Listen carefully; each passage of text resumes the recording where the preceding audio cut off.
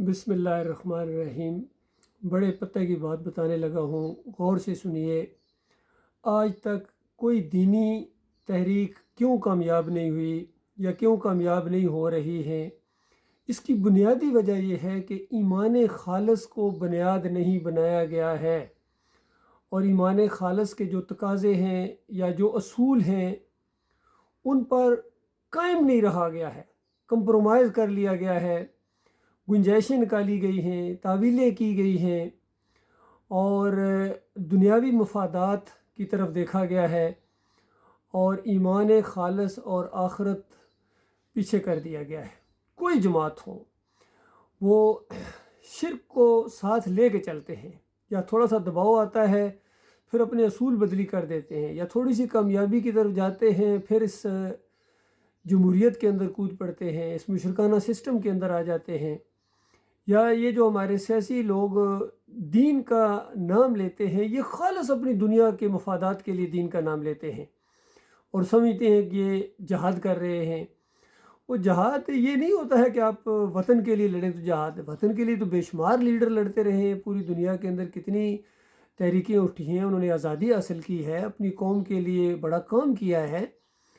گاندھی نے تھوڑا کام کیا تھا یا دوسرے اور لوگوں نے کیا تھا خالص دنیا کی خاطر؟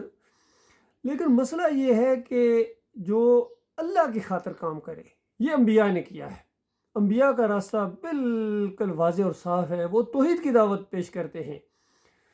یہ جو کہتے ہیں کہ وہ تمام انبیاء سوشل اکنامک جسٹس کے لیے، بھائی یہ بات کی باتیں ہیں۔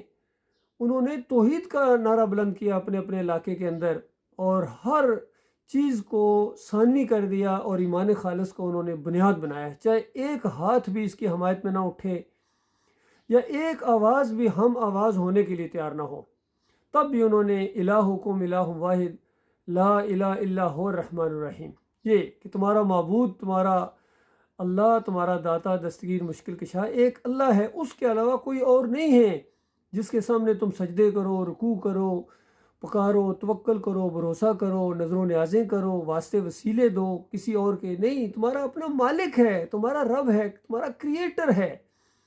اس نے پوری کائنات اسی ایک مقصد کے لیے بنائی ہے کہ کون اس بات کو مانتا ہے اور کون اس بات کو نہیں مانتا ہے۔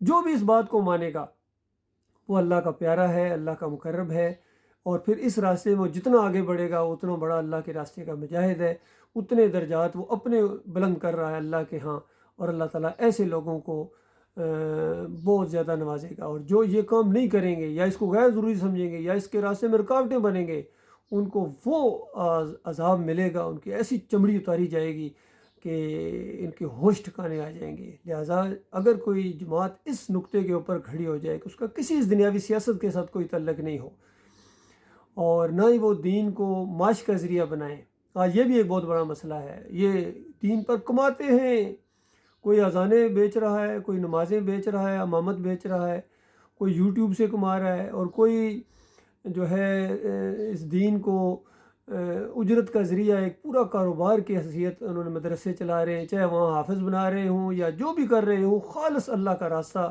روکتے ہیں اور دین پر کماتے ہیں۔ سورہ توبہ 34 نمبر آیت کے اندر اس کا ذکر ہے کہ یہ اکثریت ہے، ان کثیر من الاحبار والرہبان لا یاکلون اموال الناس بالباطل ویصدون عن سبیل اللہ، کہ یہ باطل طریقے سے مال کھاتے ہیں اور تمہیں اللہ کے راستے سے روکتے ہیں۔ آج عربی علماء ہوں یا یہ اجمی ہوں، سارے کے سارے کھاتے ہیں، مکی ہوں یا مدنی ہوں، بنگلہ دیشی ہوں یا پاکستانی ہوں یا فرینچ ہوں یا یو کے ہوں یا امریکہ کے ہوں، چائنا کے ہوں، رشیا کے ہوں، جہاں جہاں کہیں بھی یہ دین کے اوپر یہ اجرت لیتے ہیں، یہ حرام خوری ہے۔ یاد رکھنا، یہ امام تو کیا، یہ مقتدی بننے کے لائق نہیں ہے۔ ان کے پیچھے جو نمازیں برباد کرتا ہے وہ انہی کے ساتھ ہمیشہ کی آگ کے اندر رہے گا۔ اللہ تعالیٰ غور و فکر کرنے کی توفیق عطا فرمائے۔ یہ توحید کی دعوت اٹھی ہے، ایمان خالص کی دعوت اٹھی ہے، یہ دنیا کے لیے نہیں ہے، یہ کوئی مسلک نہیں ہے، فرقہ نہیں ہے، یہ کوئی پیری مریدی نہیں ہے، یہ عرس اور میلے نہیں ہیں، نہ یہ الیکشن کا معاملہ ہے، کبھی آپ سے ووٹ نہیں مانگوں گا۔